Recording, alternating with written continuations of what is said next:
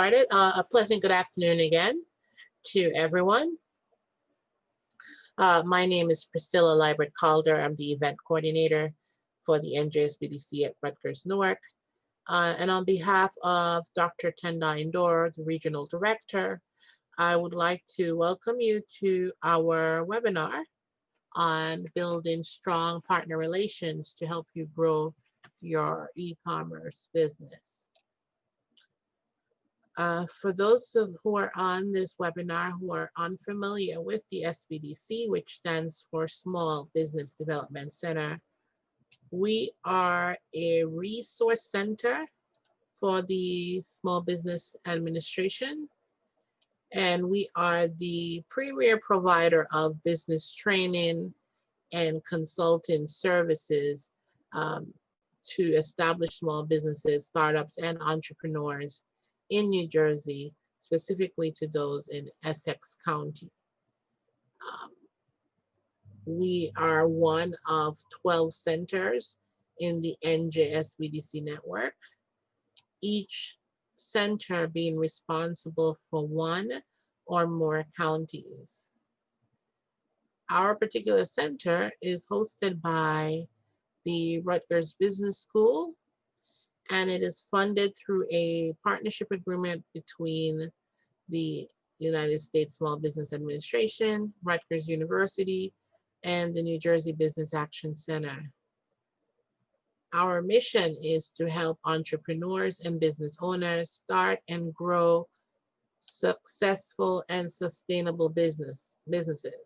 And we do that through offering one-on-one business consulting or mentoring. We do training and technical assistance programs, such as the webinars that you are participating in today. For the benefit of those attending today's webinar, audio has been muted.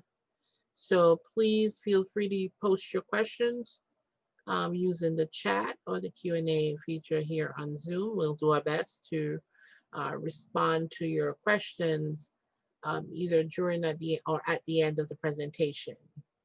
A copy of today's slides will be emailed out with you and along with a video recording of this webinar. We've been having a little difficulty these past couple weeks with getting that out on time, but we'll try our best. I think we're about there this time, so we'll be sending that out within 48 hours of the end of this presentation. I missed the slide here.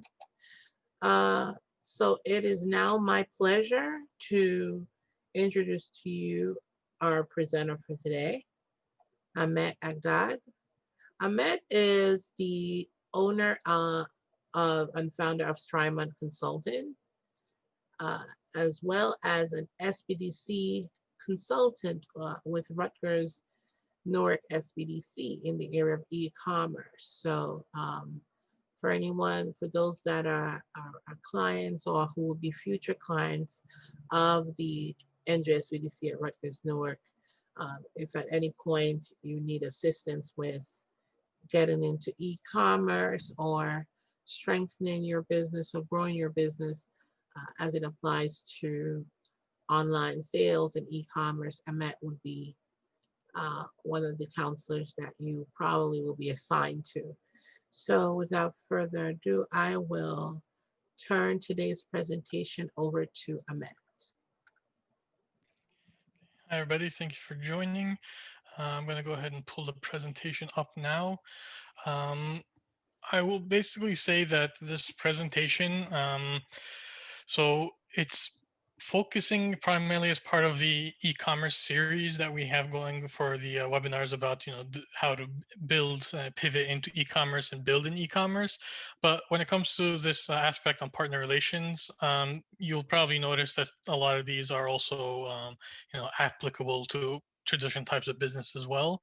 But this will primarily be focused on the e-commerce end, and the way that it'll applies pretty much to kind of help with strategic planning, because it will give the point of this is to help you understand kind of the back end that these e-commerce retailers and marketplaces, how they operate, how they interact with suppliers.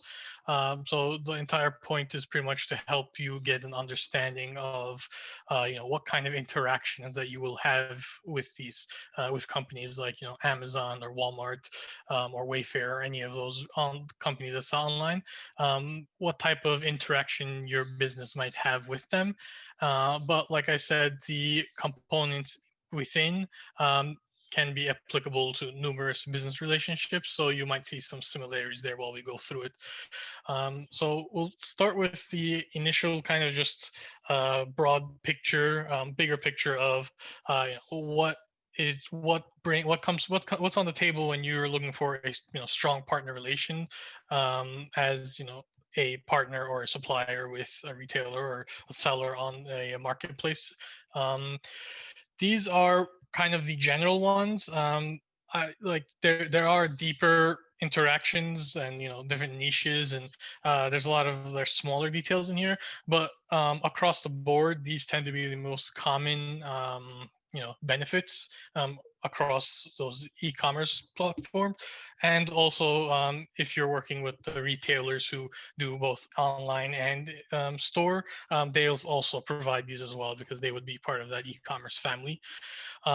So many of you are probably familiar with some of these terms, but basically with white label, you sell your product, you sell an existing product under a different brand. Generally, it should be the e-commerce marketplace or the retail brand, but in some cases there are certain um, I say certain programs where they let you create your own white label, and then the e-commerce retailer will, or e-commerce marketplace will, kind of uh, they won't necessarily invest, but they'll help support it, because they're kind of seeing it as, generally it comes with an aspect of exclusivity, but they're seeing it as another way to build traffic on their website. So it'll be kind of like a white label program, but the brand that's being set up for the white label is just another brand that you're suggesting to make as an exclusive on the on their website. And usually the caveat is that, if down the line they decide, they want to buy that brand, there'll be an aspect in the contract where they are able to purchase that brand from you, and get products made, and then eventually turn that into a private label situation. And since private label is brought up, private label is similar to white label, except it's generally creating products exclusively for that retailer or marketplace brand. And the most common one I'd say that a lot of people have heard of is Amazon Basics. You've probably seen their brand in quite a few categories. That's a private label. They have a supplier who is exclusively producing those products, for Amazon Basics, and they can't sell that as somewhere else as that brand. But that's private label. We will be going a bit more into detail for these down the line. So these are kind of just like the summaries, and then we'll jump in a bit more detailed about how the marketplace interactions actually kind of work with these programs. And then direct import is pretty much a option to ship container load, where the manufacturer that it says from manufacturer here, but the way direct import works is that you're actually going to be the person in the middle handling the actual operation. It's not where the marketplace bypasses you, goes directly to the manufacturer.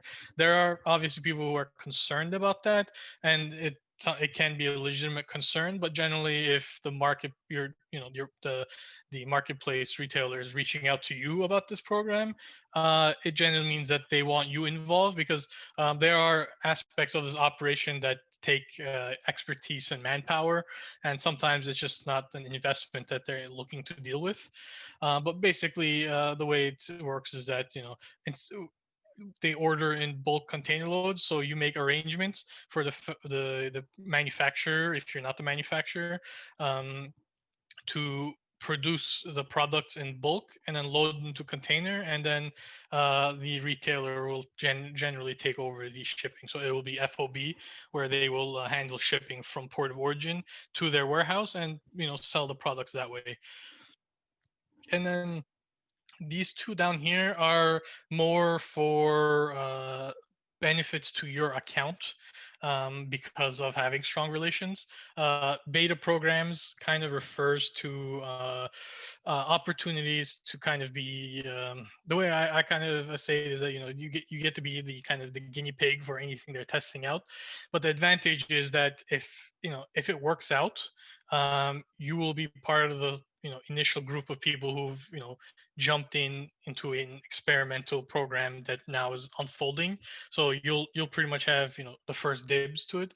And then the second part is that if it doesn't work out, generally there isn't a major negative impact to you, because usually these beta programs are kind of just you participate in them and then follow the guidelines.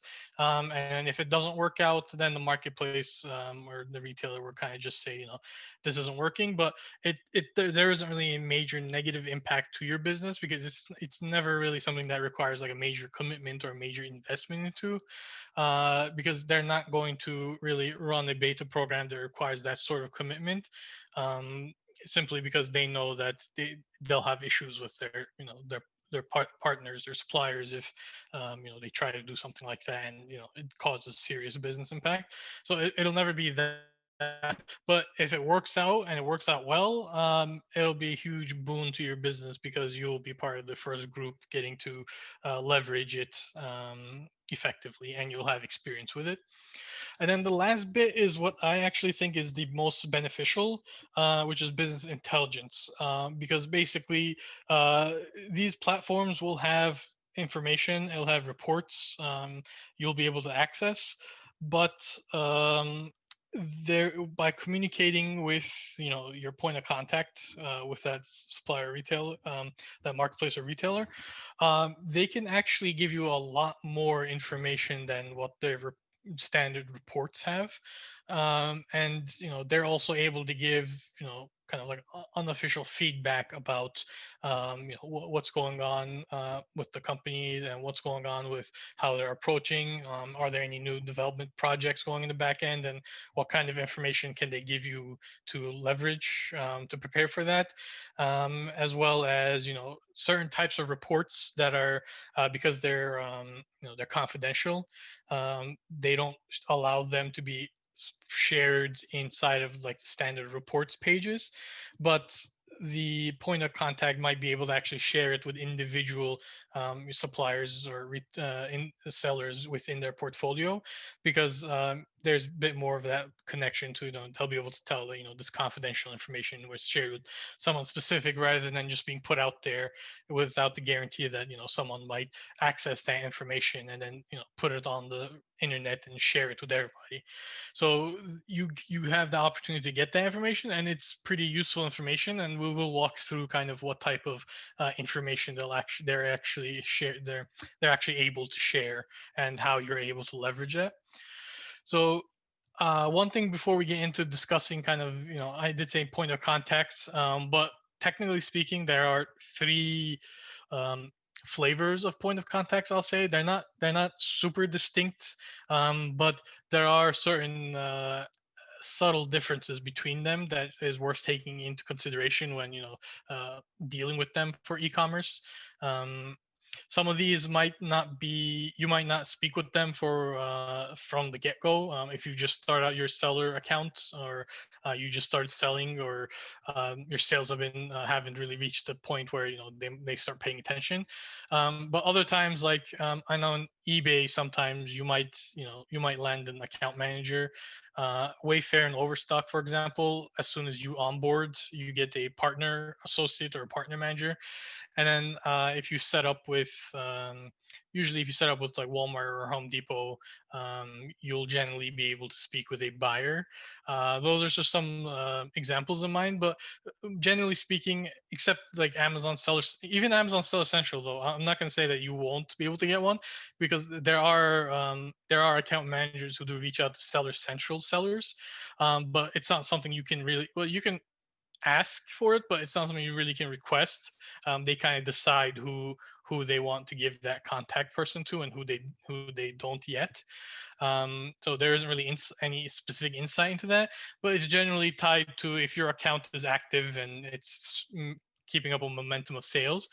You can be a seller central seller who might be contacted by email by a account manager. They might use a different title, but they're pretty much an account manager. So what an account manager is that they can be assigned based on category, but they're not like buyers in regards to their expertise in that category. They're mostly assigned to that category in the sense that they're responsible for sellers in that category rather than actually being um, like full experts in that category, because the point of an account manager is to help sellers and help them with their accounts and growing business on the marketplace.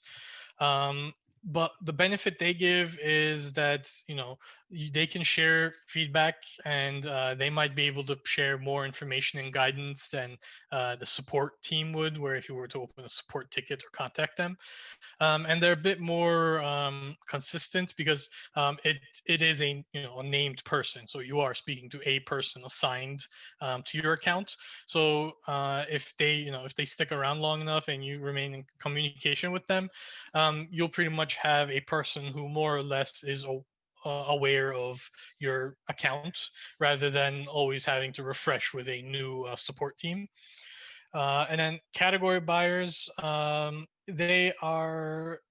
usually see them with retailers though, because a lot of retailers have been shifting to online. Like I had mentioned, like Walmart, Home Depot, Macy's, and Kohl's. Um, they're buyers. Some might have buyers who are specifically e-commerce buyers, and they're not related to the in-store buyers. But in some cases, it might be the same buyer might be doing online and store. I know Walmart is in the middle of the year. They kind of started that initiative, and it's still continuing. But essentially, with Walmart, they want to make their buyers the buyer for both that category for both e-commerce and in-store, which is an advantage to people who are working to do business on Walmart, because even if you do e-commerce, you'll have an opportunity to build a business relationship with a point of contact who is also responsible for products in the stores. So if you ever decide at some point that you want to sell in the stores, you would be able to speak to the same person that you've been speaking to for your e-commerce to begin to discuss that rather than having to wait for them to refer you. So that is a bit of an advantage. But essentially, they're kind of experts in that category at their company. Um, so they will generally have a bit more knowledge about the category, which is a benefit if you're looking to get more deeper insight to how the category is doing in e-commerce on the catalog. Um, how the online sales are going, what the customer behavior is when they're shopping for products. They'll be able to speak category specific with you, which will obviously be a benefit to you, because it will help provide a bit more deeper strategic planning, because you're getting a bit more of that category specific information. So they're sources of good insight. um, and then partner managers are I like to call them a bit of a hybrid, because the way that they work is that some might be experts in certain categories, but it's usually because they were previously working as a buyer and now they're a partner manager. A partner manager is essentially someone who has become an account manager, but they're broad experts within certain categories, or they might be experts in the entire, like the larger department, but maybe not the specific category. But they kind of serve a liaison capacity. So if you're they'll understand enough of the issue that they'll be able to refer and loop in specific people that are more knowledgeable about that category. And their purpose is to essentially help make those connections, to help your business and your accounts either deal with any issues that you're having, get better insight, or even business development, because they will generally have access to that information about any development opportunities. So they're kind of just the people in the middle who will serve as the liaison. Their foundation is on the account manager basis, but they're knowledgeable. They have the knowledge of a buyer, and they're putting that into helping accounts grow their business with the company that you're doing the online sales with. One thing that I will note that is that these apply to if you have previously attended the e-commerce 101, or if you're just the first one, I'll make the note here too. So the way I have the e-commerce defined is that there are three types of platforms. There's self-hosted, there's marketplace, and there's supplier. Self-hosted is something like Shopify, where you list products on your own website. Marketplace is like third party, where you're selling on Amazon, but it's shipped and sold by you. And then supplier is something like Home Depot, where you're selling to Home Depot on wholesale. But the way it works is that when customers order from Home Depot the product, you're actually the one shipping it. These contacts are applicable to the marketplace and supplier, because self-hosting is a different scenario, because you're not really specifically working with a online retailer or marketplace. You're actually doing your own website. So these don't really necessarily apply directly to self-hosting, unless you're working with an online retailer as well, or you're already also working with a marketplace as well as doing self-hosting. So that's just one thing to note here for these types of contacts. And then before we move on to a bit more details, I just want to note that the support team exists for every one of these online retailers and marketplaces. It generally, you're able to, it's the help option inside of your account. Sometimes it's an email address they tell you to email for help. It's not really a specific person. It's a group email, or it's a ticket system. They're not You can get insight from them, but it's time consuming, and you can never guarantee if you'll get the information you need in the first try. So generally, I kind of listed here some of the common things that people usually get the best results for, which comes down to kind of not menial, but minor technical things that are popping up with your account. Financial and business details on the account, feedback about the site interface if you're having any issues, or something on the site's not working, or you want to just give your feedback about it. Shipping issues, generally the support team tends to be the plus here, because usually the account managers and the account managers and the buyers, they need to separately reach out within their department to a shipping team to resolve it. And that sometimes it actually takes them longer to get that kind of responses. Whereas with the support team, they seem to have a much more faster access to the shipping teams. So when it comes to most of the common shipping issues, the support team is generally able to solve it pretty quickly. And then any technical difficulties, they're usually the ones you'll go to. And then clarifications on site policies or any of the terms and contracts, if you're doing a supplier relationship and there's terms and contracts. And then there's a few more other things that depends on the marketplace and retailer, but in general, this should give you an idea of where the support team will be able to help. Because if you reach out to the account manager, buyer, or partner point of contact, what usually happens is that they have to go back internally and then reach out to that team, and then wait for a response before they can relay the response to you. And you have to hope that they understood what the issue is when you're passing that on. And then another issue tends to be like, if it's a technical difficulty, they might not really be suited to be able to assist in that, whereas the support team might have their own guidance for how to deal with that. So those are some ways to reach out to the support team first, or rely on them for these kind of issues. So they do have their benefits, but it's not really tied into the business relationship. It's mostly account maintenance. Now, this is kind of just a brief example, because each marketplace and retailer has their own structure. But the point of this categories and department aspect is for you to consider how the organization is set up, so you can effectively approach your point of contact. because understanding these aspects is actually pretty important to the types of asks you have. Because if it's, for example, the one I gave here, that a client of mine had some difficulty with was, um, they were speaking to a point of contact within a certain category within a certain department, but they were looking to get information. They were looking to get information about another category, which was another department, because they were planning to expand their catalog. And because of the way that the company, the online retailer was structured, what would happen is that since they needed to get that info from another category in another department, which is, you can see on the right hand side, the example I gave, where it's like furnished department and then the categories underneath, they would have to climb up to their own department level to get that kind of, to get permission, where the furniture department would then have to notify permission to the other department, who would then notify the category that the other person's category is trying to get information from. And it ended up actually, losing a lot of time.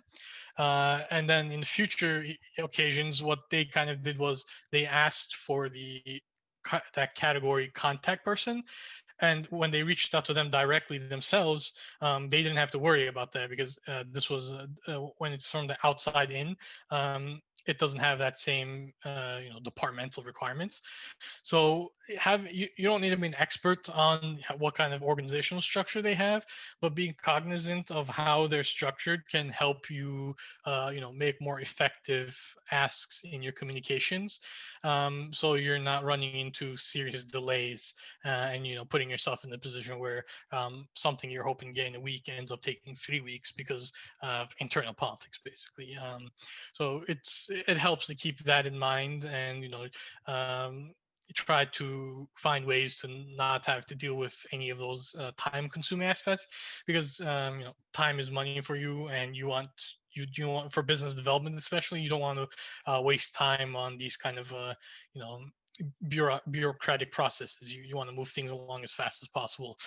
So especially if you're aiming for kind of like seasonal sales, where you might be about to approach a season where this product is going to be popular and see high sales. Any time wasted basically is sales lost. So that's definitely something you want to generally avoid, running into. So jumping into business operations, and this is where we start going into a bit more detail about where the partner or the point of contacts are able to kind of assist you. And the benefit of this is also, I'm hoping that will give you kind of a broad picture of how the back end works, and help you kind of figure out the kind of strategy you want to utilize. So here is for business operations. They will be able to, on the business operations end, they will be able to provide feedback information, and they will generally be able to loop in experts in other categories that you might need to work out some kind of strategy proceeding. So let's say you have a product, you want to boost the sales. Shipping tends to be an issue, so you want to figure out how to improve the reduce the shipping expenses. You're not 100% sure about the content, and let's say you have some technical concerns about maybe the API, if you're using that, or if their website, you ran into some platform issues before. When you speak to them about this, they're able to kind of loop in the people in those respective categories, so you can get the expertise from their side that you need to help you make your decisions. So you don't need to worry about trying to figure out everything yourself. If you have a point of contact, you can actually use them to get experts on their end to help you with what these issues that you're having, and get their feedback and their expertise. You'll obviously keep in mind that it'll be for that specific company, so sometimes they may be slanted towards trying to get you to invest more into their site, into their catalog. But in general, they will provide helpful information at pretty much no cost, because this is kind of a communication sort of situation. Um, Now, business development is pretty much the main reason that these point of contacts are given to sellers online, and to the suppliers. They want to grow your business on their site, because obviously with more sales from your business on their sites, the more they make from their referral fees, or if they're doing a wholesale model, from the sales, because they do the markup. So they obviously want to grow your business, and they will generally try to help you grow your business. Um, the exact of how they want to help you kind of depends on the marketplace or the retailer, as well as the category, because some categories do have certain difficulties that are just part of the reality of trying to sell those products. For example, like if you want an idea of a product that has some difficulties, let's say like large products like furniture, for example, you're always going to run into this issue with trying to sell. Let's say your business located in New Jersey, and you have that warehouse in New Jersey, and you want to sell sofas, or cabinets, or some large bookshelves, any kind of large heavy products, and you want to sell them, and then you'll want to kind of doing, like, you're selling on Amazon, for example, and you want to reach out nationally. You're going to be facing issues with shipping, because the shipping costs, if someone orders in California, it's going to create that how am I supposed to deal with this to help improve and optimize so I can have more business development. So there are some limits, but if you recall where I mentioned like beta programs, those might factor in, but in general, they'll try their best pretty much to kind of help you improve on that. And at worst case, they might give suggestions like, they might ask about whether you might be considering opening a warehouse there, or if you might be considering having a location there, a third party logistics company there, where you can send the products and then they can ship locally to anyone who's ordering from that area. So they might suggest stuff like that, and communicate that kind of information as well, because they do want that business development. So they'll try their best.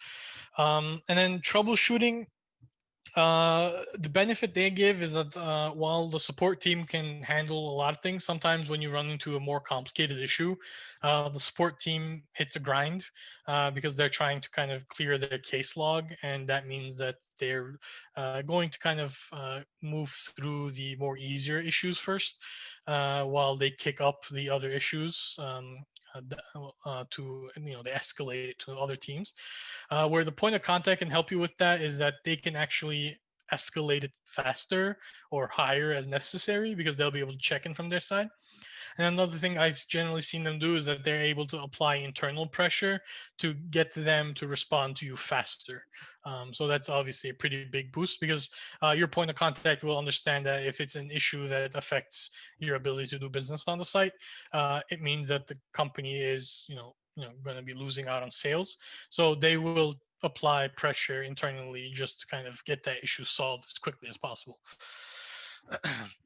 Now, for business intelligence, these are the different things that you might be able to get more insight from when you have that point of contact, um, and a strong that business relationship built up.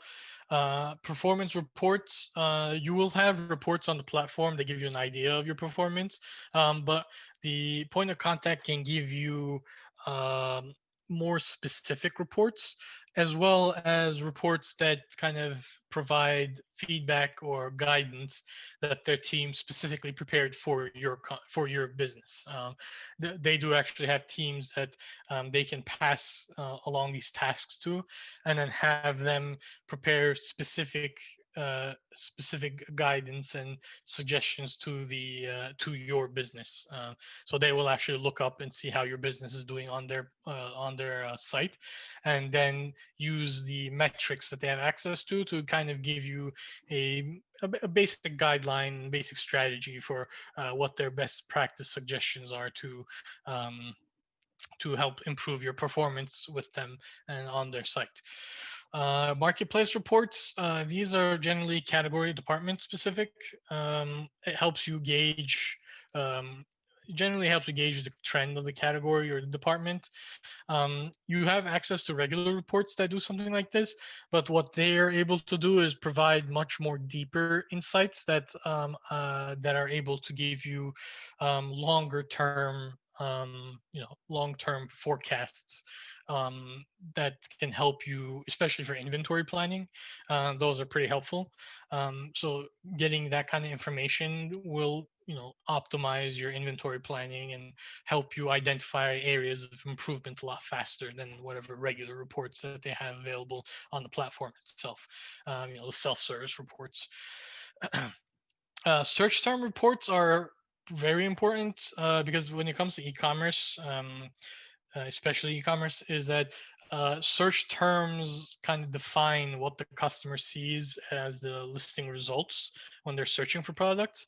And if you don't have the right search term keywords, you could actually lose out on customers because they searched for, there's a common search term that's being used that you might not have put into the keywords that causes your products or your listings not to show to customers searching for your type of product. They're able to, the point of contact is able to give you kind of a detailed search term report. It can show you the frequency of the search terms. It can show you which listings are generally clicked on. So it might have like the top 3 or the top 5 items selected once someone searches for that, which is also helpful to identify, what your competitors on the site, how they're, you'll be able to see if their products are showing up in top 3 or top 5 items clicked on after search term. So you can find out, is there something they're doing that you're not doing, or is there something in their content that you're missing? It'll pretty much just help you understand that so you can adjust accordingly to kind of push back and try to gain that traction back that you might have been missing out on. And speaking about competition, they are able to provide competitive reports. Your point of contact will be able to share these. They're generally going to be marked as confidential and will have the competitor names redacted or not visible. So it'll kind of just be kind of like competitor 1, competitor 2. You won't see the names, but this will kind of help you understand what they're doing or where they're excelling, so you know where you can improve your business.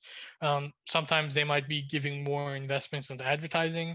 Sometimes it might just be they have more pictures, the higher quality pictures. Maybe their titles are in a certain way. So these competitive reports can actually help you make up for those vulnerabilities, basically, and help you improve whatever you need to improve to boost your performance on that marketplace, because these will be specific to the marketplaces that are giving you these reports. Now, sales and promotions, this is a really important one because some marketplaces, they don't have full self-service promotion capacity, so you can't just use the platform to run deals. You actually have to reach out to the point of contact who will give you the template you need to fill out to put the products and the promo amounts in to run promotions and sales. The distinctions between them is that you have named deals and events where the point of contact can actually give you like their marketing schedule. So for the category, so you can actually see what type of themed events they plan to run throughout the year. You're familiar with these, especially with the Prime Day that was recent. That's a type of name deal. Cyber Monday, Black Friday, Wayfair Day. They come up with different names. Back to school. Some are names familiar. Some of they just make up themselves because they're planning to make the investment into advertising for that event. But they will be able to share that list, that schedule of events, so you can plan to run your products for the promo according to whichever event you think might be a best fit. So if you have products you think will fit into back to school, then you know when their back to school event will start, so you can reach out to them before that and then offer the products you believe will be best sellers, or at least show considerable traction on back to school event, a theme back to school themed event. Another thing is that you're able to run special deals and promos. This usually means a lot of times what people use, what sellers use is the closeout deals, because they're either discontinuing a line and they just want to push that product out, or it's something that there's an excess inventory of and the traction is not high enough. So you're looking to clear that inventory and bring it down to healthier levels. So that is another type of deal that you can reach out to your point of contact to make arrangements for. And when you're trying to run these deals, if it's not a self-service one, they're able to provide suggestions for what percentages might capture the most traffic.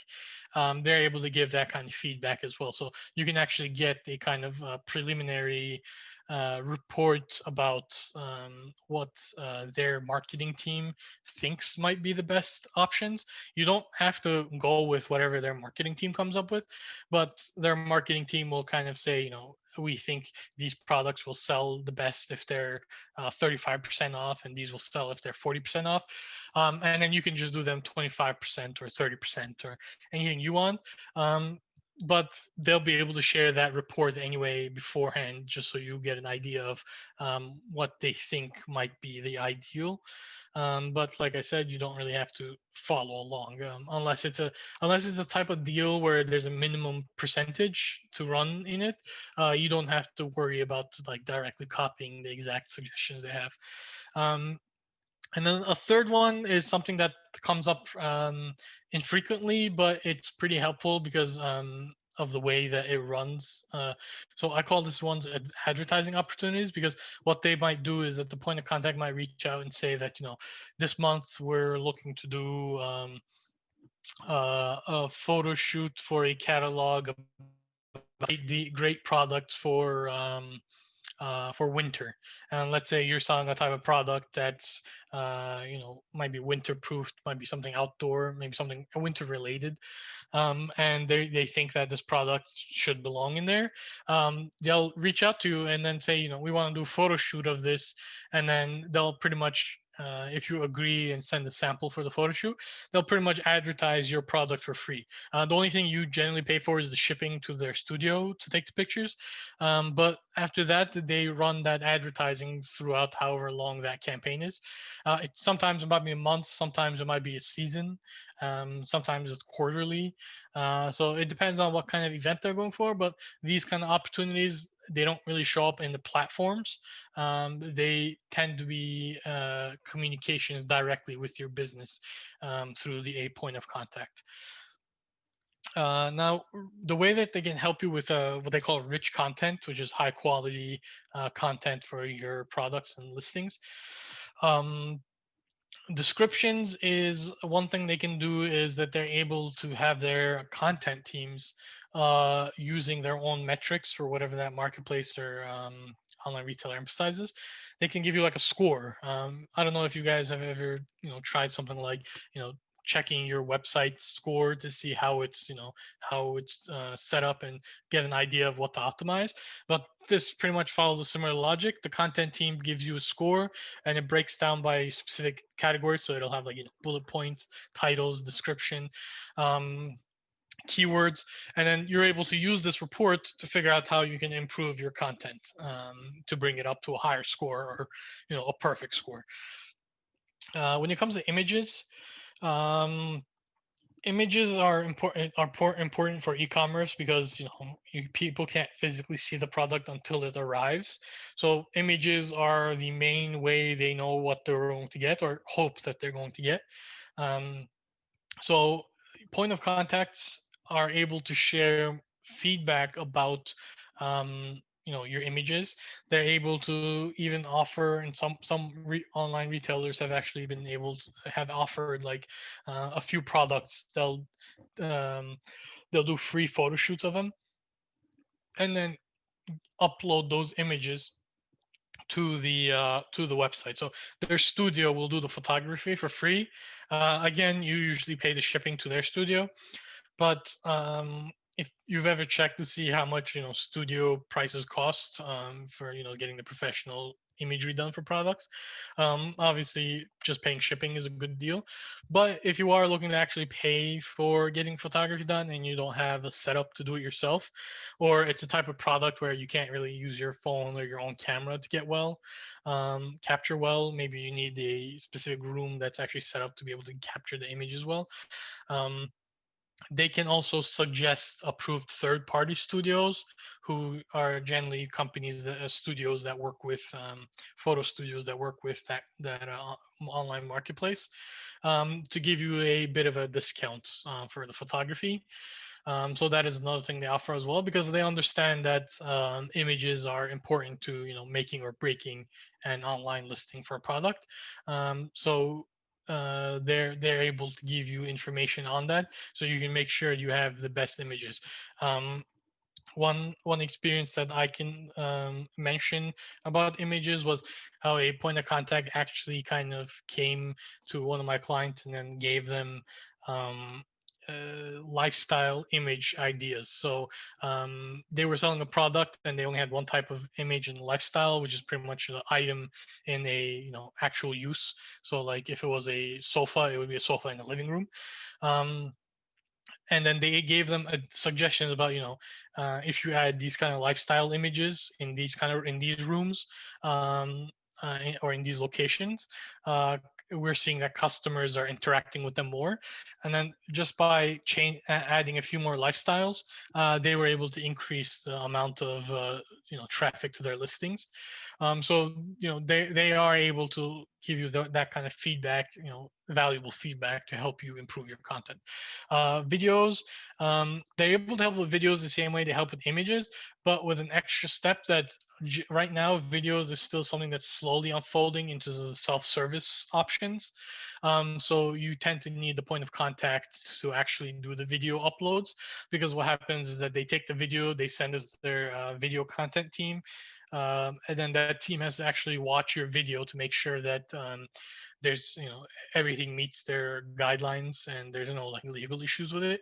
And then if they confirm it, then they upload that video for the product. But your point of contact would be the person that helps make that arrangement and keep track of it. And then this is kind of just like a forward-looking situation, because of the way some of this, with especially with mobile phones. Um, a lot of marketplaces are looking into or have already implemented stuff like augmented reality. For example, you can actually go to Amazon and then search a rug, and then some of them you'll be able to kind of do like a checking it out in your room. So it'll open like the AR view, and you can actually kind of place the rug in your room with your phone's camera, and then kind of see how it might look in your room, because with the color or the size, and be able to visualize it that way before actually making the purchase. And there's a couple of categories that this AR applies to, but generally the point of contact will be the person making that arrangement, because it hasn't fully unfolded out, because it's still being tested on most marketplaces. So there's no like self-service platform option where you're able to go in and upload this kind of content basically. Now we jump into white label, private labels, and then beta programs. Like I said, white label is relabeling of existing items under a different, brand name. Sometimes it can be exclusive, sometimes not. It depends on, it depends on the online retailer. And then to add on top of this, like I had mentioned, with the white label, there is also some programs, which I would say actually goes under the beta programs, where they'll invite you to create a white label to put on their website exclusively, um, to kind of see if they can generate a new brand, which they might eventually sometime down the line be interested in purchasing from you if it's a brand that's working. So you pretty much do the brand's work with creating the products and listing them. Well, you have the products existing. You would just be creating the template to submit them and make the listing for them, but it'll be an existing item and they'll be making an investment into kind of getting that brand advertised a bit more, in hopes that in the future, like I said, that they'll be able to purchase that brand and then use it later on, perhaps to make it a private label situation. And then for private label, as noted, it's distinguished from white label because it's exclusively produced for a specific brand like Amazon Basics. The process for private label is a bit more intensive. They'll usually share like specifications. They'll have, they'll want samples. They'll review the product. They'll review the quality. They'll review the technical specs. They might request that the manufacturing location has been audited. The factory has been audited and passed. Um, so there's a few more steps than white label, but it presents the opportunity to you to be able to supply a retailer's brand with inventory, and it generally does lead to a stronger business relationship. So if you're supplying a Home Depot private label brand, you're pretty much making sure that a Home Depot brand that has been invested in and that already has a certain amount of traffic, it's selling a product from you. So it's your business feeding that inventory for that private label. And then the beta programs, I just wanted to go into a bit more detail for some things that have come up. Um, these right now they exist as regular programs, but they actually existed as beta programs maybe about 2 years ago, or yeah, I'd say the ones in here are about 1 or 2 years ago. They were testing these out in beta with a few sellers before they actually unveiled them. Um, so these tend to be variations of existing programs that they're kind of looking to. The reason that they run beta programs usually is because they're trying to optimize the business performance of sellers within certain categories or certain product types. For example, FBA created the small and light program specifically because small and light products have this weird issue where um, if they're the shipping prices can get a bit strange with them. Sometimes the shipping price can actually be higher than the actual selling price of the product, depending on the dimensions and the weight, even though it's a small product, especially if it's going further out to like from East Coast to West Coast. So because of those issues, Amazon wanted to kind of test out initially a beta program where they tried to offer something unique to people to sellers who sold small and light products to kind of get around that shipping issue that they were facing. Once they saw some success with it, then they unveiled it as it went from invite only to unveiling to anybody who qualified for it. And then same and wait for is way more content. Was a program where they were trying to develop out ways to increase the content available to improve customer shopping experience. So they invited a few top sellers to test it out, and once they saw really good results from customer shopping, they saw that customers were more confident about purchases. Then they unveiled it so everyone has access to what they call way more content. So these type of programs are not totally new. They're just variations of existing programs that are specifically trying to target either the retailer's vulnerabilities, or they're trying to optimize issues that certain sellers are facing because of the product types.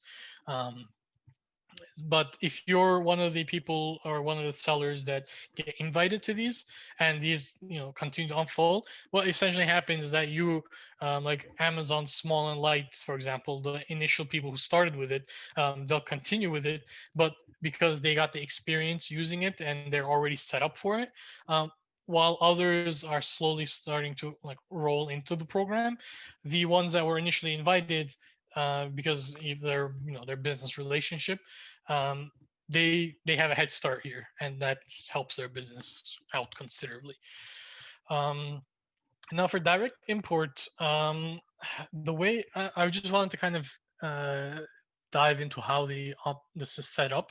Um, Without going too much into detail because there's a lot of technical components to direct importing.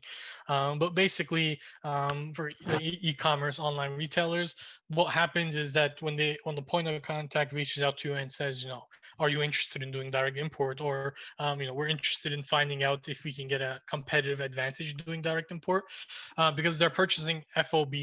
Um, albeit FOB, where you're putting on your profit margin too before you give them the price. They consider it as a huge savings because shipping costs continue to rise. So buying in bulk is something that they kind of look into, and if the price is good, they consider it. And if it's a business that they've been working with for a while and they trust the company to be reliable, they'll be kind of not eager, but they'll be interested in the possibility of setting this up. Um, so how it will essentially work is that once you get that invite from the point of contact, the online retailer will pretty much handle shipping from the port of origin to their warehouses. They'll they'll generally try to fill out a quarter's worth of inventory that's forecasted. So that's how much they'll generally buy, which is about 3 months worth. And then they'll kind of work with you to kind of have the whole system set up. Like I said, there are concerns that what if Amazon tries to go around me and work directly with the manufacturer. um, it's a small risk of that happening, but it is still a risk happening. And like I said, the fact that they ask you first, because they don't have to ask you. There have been instances where these companies literally just bypassed their supplier and went directly to the factory without even letting them know that's what they were up to. Um, so if they're bringing this up, it generally means that they're not doing it at the moment, and they generally don't actually have communication with the manufacturer even after setting this up. Their compliance team will, because the compliance team on the legal basis needs to make sure that the audits are done and everything is being done according to supply chain regulations and federal legislation. Um, so they'll be involved, but the business component will be speaking to you about this operation. They won't be speaking with the manufacturer. They expect you to be the middleman, handling the ordering, handling the any issues that arise with loading the container. They're holding you responsible, and you're the person they speak to. So they don't speak with the manufacturer. Only their compliance team will interact with the manufacturer. You as the supplier will be you'll be in the point of contact relationship still. They don't cut you out in this process, pretty much. Now, another thing that I like to see what these point of contacts give is feedback on trends and behavior on the marketplaces, because this insights, some of this in some platforms, it's not even available in the self-service section. This is all back-end stuff, so you don't even see any of this information sometimes. It's only the point of contact that's able to see it. And if you are developing your business relationship with them, they are able to give you category trends, traffic, click, sales, data about the price points that seem to be getting the most traction for that category and type of product. It's not industry specific, so they're not giving you like industry wide information. They're only giving you the information specific to that category in their own marketplace. But the advantage here is that you're able to see this, get information from the back end about this trend, and understand whether there's going to be a pickup in business or whether there's going to be a slowdown, and take action accordingly. Consumer behavior is another thing that they're able to give information into because of the teams they have on the back end, pretty much dedicated to this kind of information.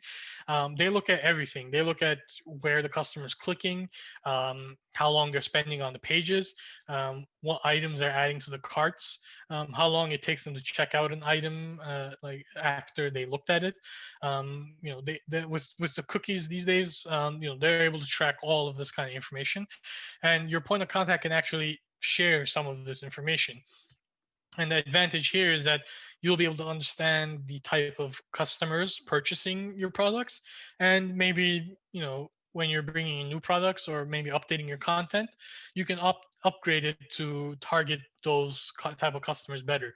And some of the marketplaces even create like the shopper profiles, where they categorize and define them into specific groups of customers, and they'll give them a type of name for that type of category. So they might have a group that they gave one name, as the Elizabeths or something. It's they name it themselves, but something like that. And then they'll say the Elizabeth is the type of consumer who has median income of this and lives in this kind of community, this kind of like in the suburbs, in the urban areas, and they tend to shop for middle of the way value of products with quality.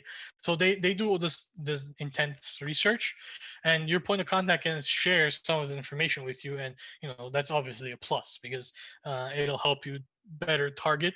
And maybe you might say, there's a shopper profile there that they're saying your products aren't clicking with, and you want to find out why, so you can help make the product click, or maybe bring in new items specifically to target that profile of shoppers. So this information is can give a lot better business development and strategic planning as you do your business with the retailer or the marketplace. And then the last one, I say it as an insight, but this is actually kind of a bit sort of unofficial information about the type of prioritizations or developments ongoing with the retailer or the marketplace you're working with. The benefit here is pretty much just giving you sometimes an early warning, sometimes an early heads up, because maybe they'll mention about how upcoming year our company is looking to prioritize a category, and that category is the category you're in.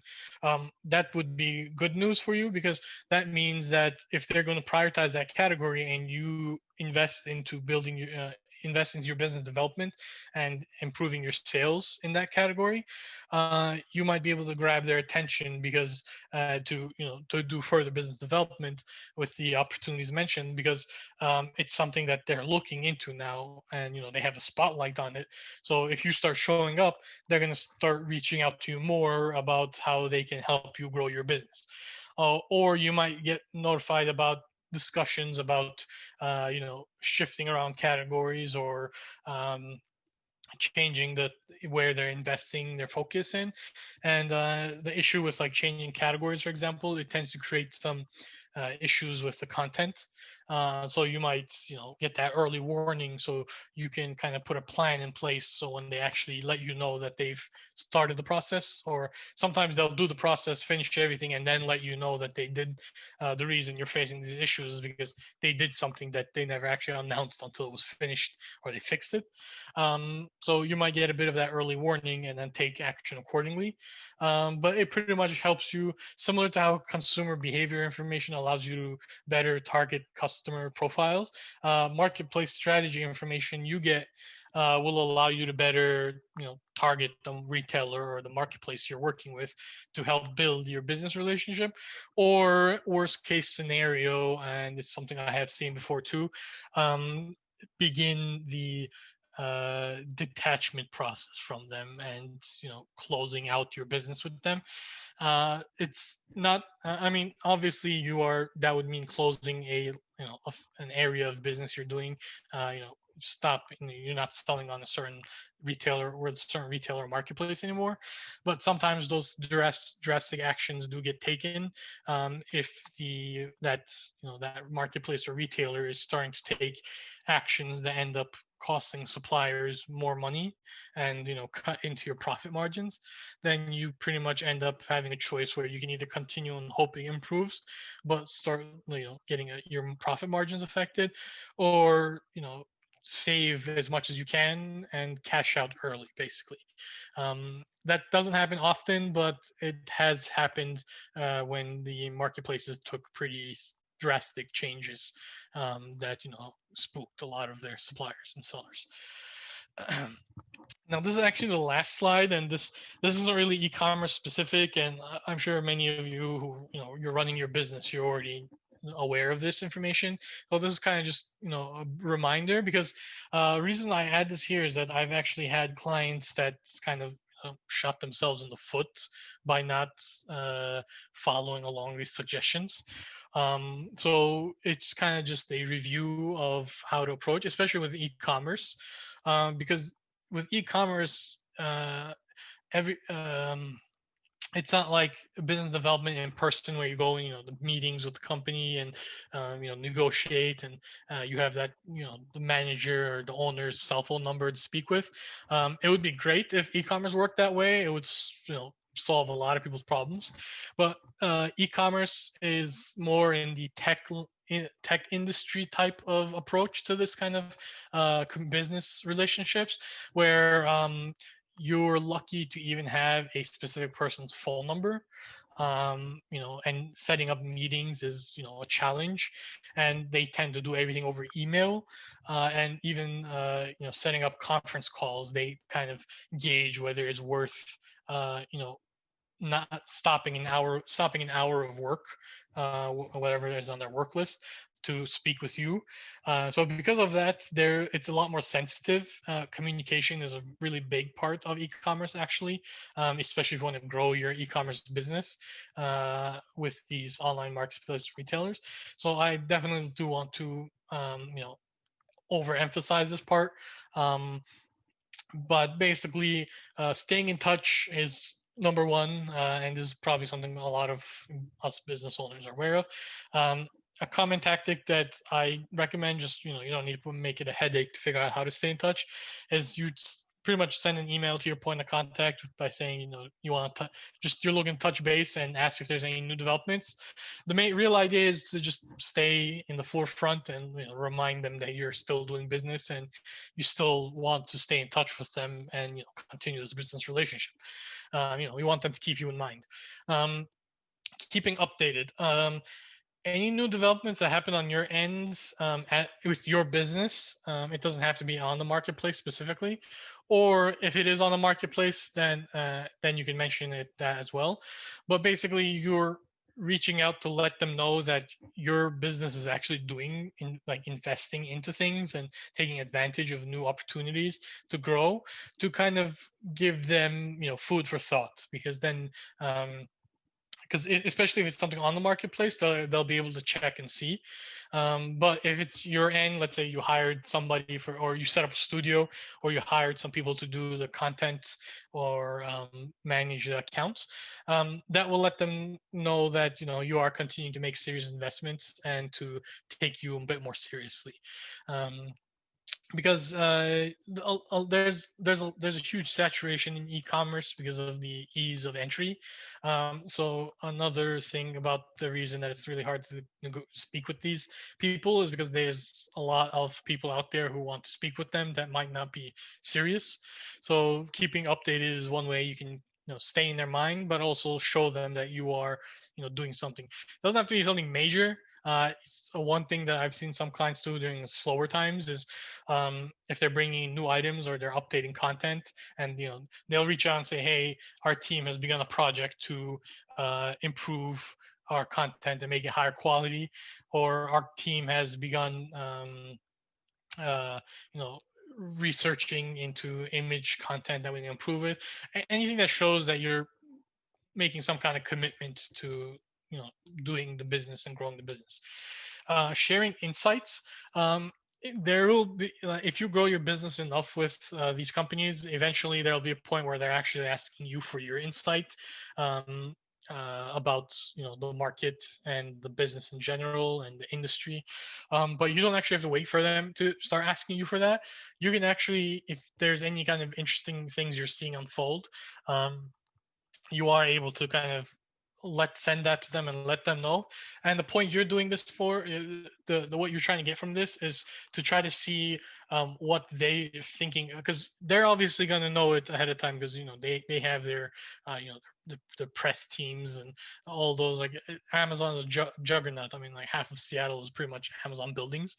So it's not really a case of informing them about something new that they might not know about, but you're trying to prod that point of contact to share information from their end that you can actually use, to leverage or position your business to take advantage of anything. So if you bring up about how one of the things that was commonly brought up was how the stimulus and the work from home was affecting this consumer sales early in the unfolding of the pandemic. And obviously, the client knew that the company was obviously aware that this was happening. But what they were able to get from them as a response was kind of an idea about how they were going to handle the e-commerce as the traffic increased, and then they were able to position themselves to kind of grab some of that uh, traffic when that repositioning happened. Um, Scheduling calls, this isn't something that you'll be able to do immediately, but it never hurts to kind of just try to ask anyway, because like I said, sometimes you don't even have a phone number to reach them from. So conference calls is probably the only way you're actually going to be able to get them on the phone, outside of emailing them on a consistent basis. I mean, sometimes you can email them and say, "Hey, I want a conference call at the end of the week, blah, blah, for because of this issue," and they might be able to fit you in. But if you can get yourself on their calendar as a monthly or biweekly calls sort of scenario, that will pretty much lock them in for your benefit. Um, and then you'll be able to actually speak with them on the phone and have them bring in any other teams to speak with, rather than relying on emails and hoping that they read it as soon as possible. um, and then one thing that I strongly recommend um, is recaps after any call or in-person meetings. Once the pandemic situation has reached a point where maybe there's a vaccine and we're able to actually have like effective trade shows. um, you might meet them there, or sometimes you can actually schedule to visit them at their HQs, to meet with them at their offices. So like Home Depot in Atlanta, and Walmart was San Bruno, but technically now they're in Arkansas. They moved most of their operations back into Arkansas, so maybe you might get that option too. But the reason you're doing a recap isn't really you obviously know what was discussed and you obviously took notes, and they obviously took notes. But the reason that you're doing it is because once you create that recap email, you're able to kind of uh, go back to it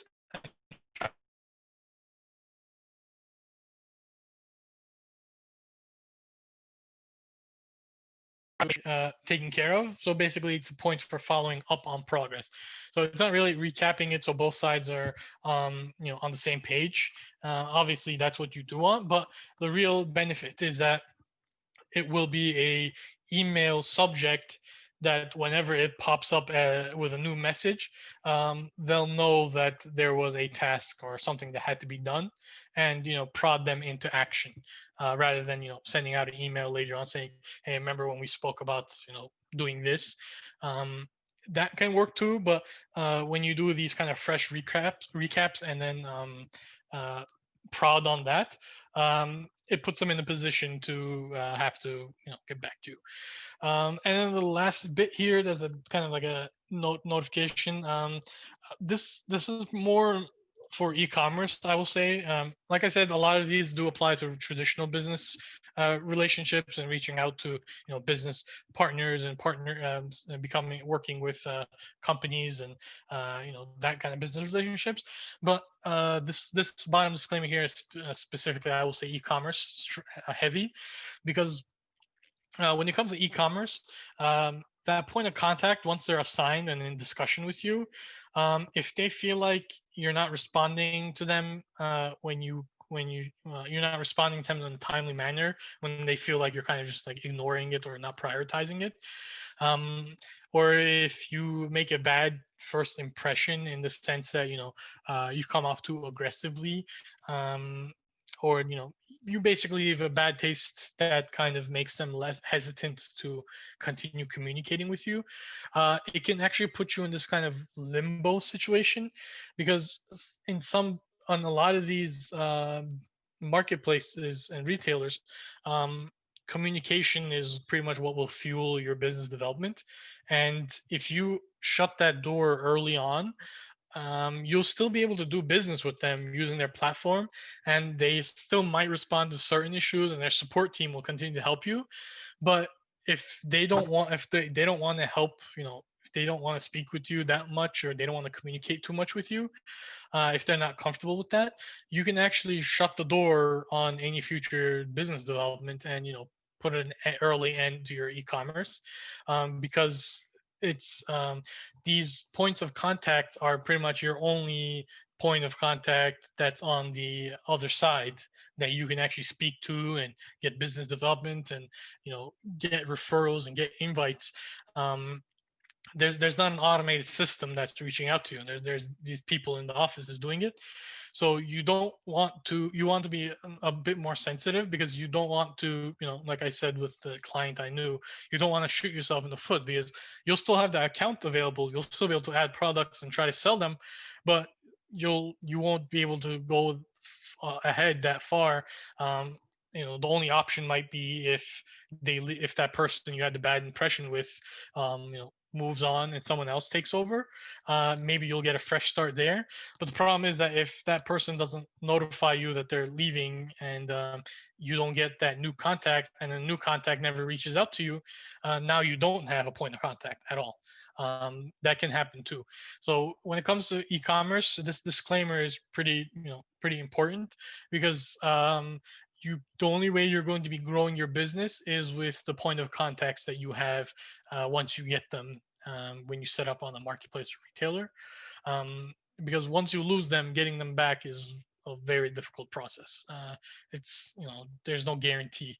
And I've also had a client that shut themselves out of a category for a year, because the person handling the communication with my client side didn't had kind of aggressively approached the buyer on the other side, and the buyer ended up kind of not even bringing them into the category, because they didn't really communicate too much with them.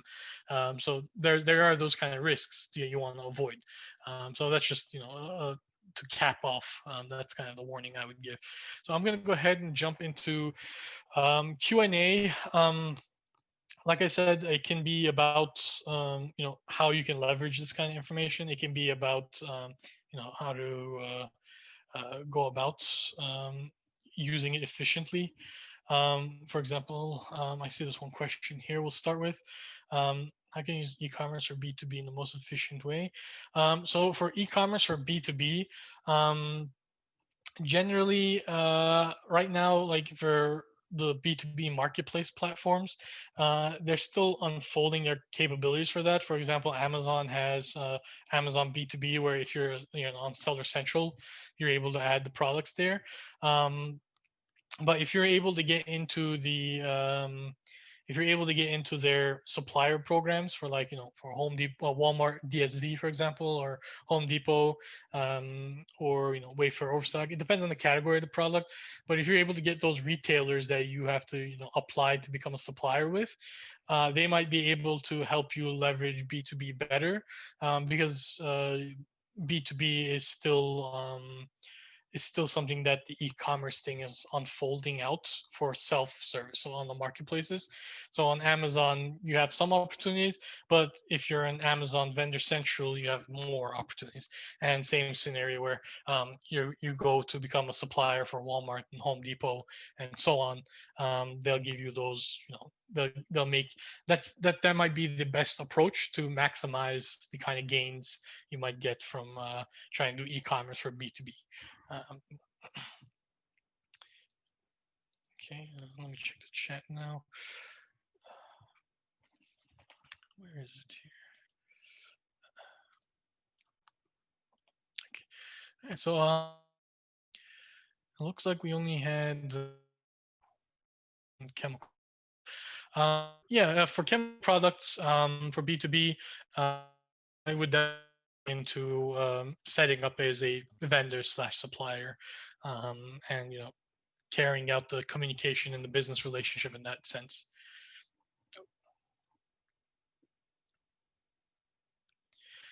Because that category of product has certain requirements, and having a point of contact when you're going through that process definitely helps expedite it.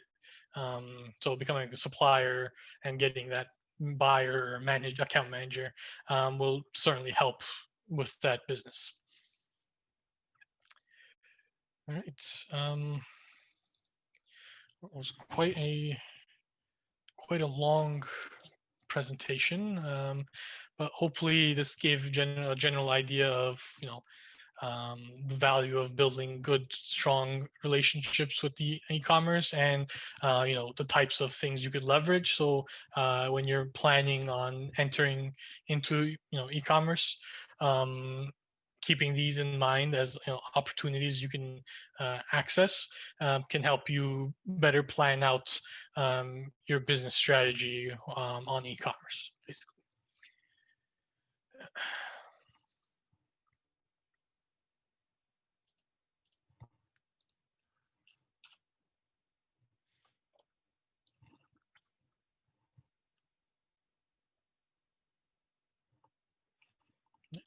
Looks like no more questions. Yep, I'm not seeing any questions either. Okay. So I think that brings us to the conclusion of today's presentation. For those on the presentation, if you would like to take advantage of a one-on-one consultation with Amet regarding your business and e-com or any issues around e-commerce, feel free to reach out to us. The best way is to submit a request for counseling form on our website by visiting www.rnsbdc.com. If not, you can definitely send us an email at rnsbdc@business.rutgers.edu or give us a call at 973-353-5950. At this time, we are only helping clients virtually. We're not open to the public at our location on James Street. So just feel free to use any of the other means of contact. I will be sending out a copy of today's a video copy of today's presentation along with the slides. If you should like to review that, that will be available at least for the next 90 days. So if there's no other further questions, I would like to thank Amet again for taking the time out to bring us this presentation. We are looking forward to future e-commerce presentation, as it looks like e-commerce is going to be the way to go, especially with what's going on right now with the pandemic. And so we look forward to more webinars and how we as small business can use e-commerce. So if there's no further question, again, I'm doing one last survey. I would like to say to everyone have a happy rest of your day, and we look forward to seeing you. You're welcome, Gamzi. I'm hoping I pronounced your name correctly. All right, so we look forward to seeing you on future webinars. I think there's one more webinar with Amet on Friday. So if you haven't registered for that webinar, please feel free to visit our website. It'll take you to Eventbrite or directly to Zoom to register for that webinar on Friday. I think that deals a lot with logistics, supply chain, and whatnot. So we look forward to seeing you at that webinar. Have a good day, everyone.